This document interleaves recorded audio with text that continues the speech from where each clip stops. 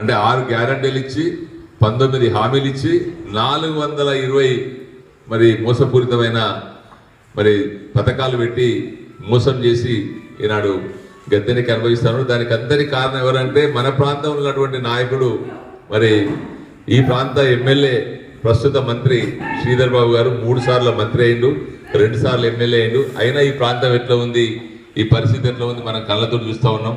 మరి ఇల్లు ఎట్లా ఉన్నాయి, గుడిసెలు ఎట్లా ఉన్నాయి, ఊళ్ళల్లో చెరువులు తెగిపోయినాయి. ఈ కాటారం మండలంలో దాదాపుగా మరి ఒడిప్లాంచ చెరువు, గూడూరు చెరువు, అదేవిధంగా వీరాపూర్ చెరువు, అదేవిధంగా మరి రుద్రారం చెరువు తెగిపోయింది, కొత్తపల్లి చెరువు తెగిపోయినాయి. 6 సంవత్సరాలు అంటే దాదాపు 10-12 పంటలు నష్టపోయినారు.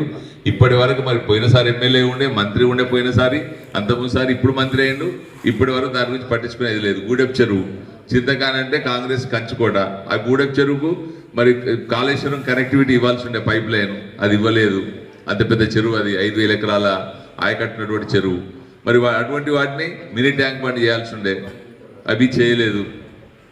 ఏ దాన్ని పట్టించుకోకుండా ఓటు బ్యాంకు రాజకీయాలు చేస్తూ పోలీస్ వ్యవస్థను దగ్గర పెట్టుకొని వ్యవస్థ నడుపుతా ఉన్నాడు శ్రీధర్ బాబు గారు. ఇప్పుడు మన ముందున్న అంశం, మరి ఈనాడు ప్రజల్లో ఆ పార్టీ వేలిపోయింది. ఏ పార్టీ? BRS party.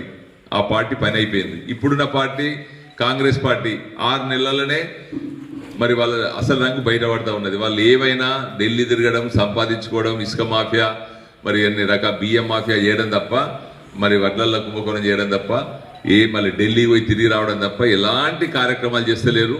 మరి ఇచ్చిన హామీ ఒకటి కూడా నెరవేర్చలేరు. ఒక ఉచిత బస్సు అని పెట్టిండ్రు, దాంతో పెద్ద ఉపయోగం ఎంతవరకు ఉందో మనం గమనిస్తూ ఉన్నాం. మరి అలా రుణమాఫీ అన్నారు. రుణమాఫీ విషయం లోపల కనీసం 25% కూడా న్యాయం జరుగుతలేదు. ₹1,00,000 వరకు ఆ రోజు ఏమన్నాడు ఎలక్షన్ల ముందు, నేను గెలిచిన తర్వాత డిసెంబర్ 9వ తారీఖు నాడు మా సోనియా గాంధీ పుట్టినరోజు నేను కానుక ఇస్తా అన్నాడు. ఇప్పటి వరకు డిసెంబర్ పోయింది, జనవరి, ఫిబ్రవరి, మార్చి, ఏప్రిల్, మే, జూన్, జూలై, మరి స్టిల్ ఇప్పటికి ఇవ్వలేదు. ఇప్పటికి ఇవ్వకుండా కూడా ₹1,00,000 మాఫీ మొదటిసారి చేస్తారట. అందులో కూడా 100 రకాల మరి కొర్రీలు పెట్టిండు. ఇన్కమ్ ట్యాక్స్ అంటాడు, రేషన్ కార్డు అంటాడు. మరి రేషన్ కార్డు కూడా ఏమన్నారు వీళ్ళు ఎలక్షన్ ముందు, వాళ్ళు ఇస్తలేరు రేషన్ కార్డులు, 19 లక్షల రేషన్ కార్డులు పెండింగ్ ఉన్నాయి, మా ప్రభుత్వం వస్తే ఇమీడియట్గా ఇస్తా అన్నారు. ఇప్పటికి లేదు, దానికి లింక్ పెడతా ఉన్నారు. ఇట్లా ఏదో ఒక కొర్రీ పెట్టి ఇచ్చినమని పిచ్చుకునే ఉద్దేశం కొద్దీ మరి ఒక 25% ₹1.5 మంది వస్తూ ఉన్నది. ఇంకా 30 మందికి అన్యాయం జరుగుతూ ఉన్నది. మరి ఆ రకంగా ప్రజల వ్యతిరేకత స్టార్ట్ అయింది. మరి పెన్షన్ కూడా డబుల్ చేస్తా అన్నారు. 2004 4,000, 4,004 6,000 చేస్తా అన్నారు, అది కూడా ఇవ్వలేదు. మరి మహిళలకు 2,500 ఇస్తా అన్నారు, నెల ఇస్తా అన్నారు, ఇవ్వలేదు. అదే కాకుండా మరి ఏ మహిళ సోదరిమణి 12వ తరగతి చదివితే, ఇంటర్మీడియట్ చదివితే వాళ్ళకు ఎలక్ట్రికల్ స్కూటీలు ఇస్తా అన్నారు, వాళ్ళకి ఇవ్వలేదు. మరి ముఖ్యంగా రైతులకి బోనస్ ఇస్తా అన్నాడు. క్వింటల్కు 2 పంటలు అయిపోయినాయి. అంటే దాదాపు ఒక రైతు యావరేజ్లో ₹30,000-40,000 నష్టపోయాడు. ఒక రైతు 20 క్వింటాలు ఒక పంటకు పడితే ₹10,000 వచ్చేది, క్వింటల్కి 500 బోనస్ ఇస్తే. ఏ రైతు కూడా దాదాపు ఒక 5 ఎకరాలు వేసిన రైతు ఉంటే 5 ఎకరాలకు 5 మూల 150 క్వింటాలు అయితే కనీసం 75,000 వచ్చేది ఒక పంటకు. అంటే ₹1,50,000 నష్టపోయిండు. ఈ రకంగా ఎవరి స్థాయిలో వాళ్ళు, ఒక రైతు 20,000, ఒక రైతు 30,000, ₹40,000 ఇప్పటికి నష్టపోయిండ్రు. మరి పెన్షన్ కూడా 6 నెలలు 7 నెలలు అవుతా ఉన్నది. 2,000 నష్టపోయిందంటే ఒకరు 14,000-15,000 ఉంచారు. మరి ఇదంటే కారణం ఎవరు? దీనికి శ్రీధర్ బాబే కారణం. ఈ మేనిఫెస్టో కమిటీకి చైర్మన్ ఎవరు?